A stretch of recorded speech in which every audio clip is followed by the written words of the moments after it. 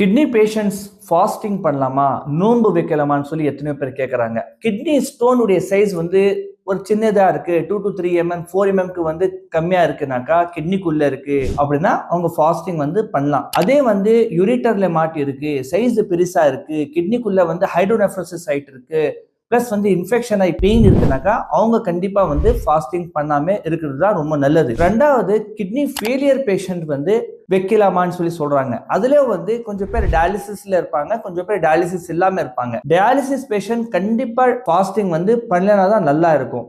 ஏன்னா டயாலிசிஸ் டைம்ல இந்த பொட்டாசியம் லெவல், இந்த சோடியம் லெவல் ரொம்ப ஃபிளக்சுவேஷன் ஆகும். பிபி, டயபிட்டிஸ் லெவல் எல்லாம் ரொம்ப ஃபிளக்சுவேஷன் ஆகும். அதனால டயாலிசிஸ் பேஷண்ட் கண்டிப்பா ஃபாஸ்டிங் பண்ணலனா நல்லா இருக்கும். இல்ல டயாலிசிஸ்க்கு போகாம இருக்காங்க, அவங்க ஃபாஸ்டிங் பண்ணலாமானாக்கா அதுல 5 ஸ்டேஜ்ல first stage and second stage kidney failure patient fasting செய்யலாம். இப்போ எப்படி எங்களுக்கு தெரியும் ஃபர்ஸ்ட் ஸ்டேஜ் அப்படின்னா, கிரியேட்டினின் லெவல் ஒரு 3க்கு உள்ள இருக்கு, பிளஸ் சிம்டம்ஸ் எதுவுமே இல்லை, அந்த பேஷண்ட்டுங்க நீங்க இஃப்தார் அண்ட் சஹர்ல ஓவர்லோடட் சாப்பாடுல ரொம்ப உப்பு சாப்பிடுறது, ரொம்ப தண்ணி ஓவர்லோடட் சாப்பிடுறது, புரோட்டீன் ஹை சாப்பிடலனாக்கா நீங்க கண்டிப்பா அவங்க ஃபாஸ்டிங் செய்யலாம். ஆனா சம் பேஷண்ட்ஸ்க்கு 3rd ஸ்டேஜ்ல இருந்து 5th ஸ்டேஜ் இருக்கு, காலில் சொல்லிங் இருக்கு, நடந்தா மூச்சு வாங்குது, அதே மாதிரி வாந்தி வர்ற மாதிரி இருக்குனாக்கா அவங்க கண்டிப்பா ஃபாஸ்டிங் பண்ணாம இருந்தா நல்லா இருக்கும். குர்ஆன்ல இறைவன் யார் யார் உடம்பு சரியில்லையோ, யார் யார் டிராவல் பண்ணிட்டு இருக்கிறாங்களோ அவங்களுக்கு ஃபாஸ்டிங்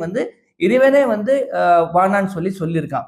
ஸோ அதனால உங்களுடைய நெஃப்ராலஜிஸ்ட் கன்சல்ட் பண்ணிக்கிட்டு நீங்க ஃபாஸ்டிங் வைக்கலாமா வானாமான்னு சொல்லி நீங்க தெரிஞ்சுக்கங்க.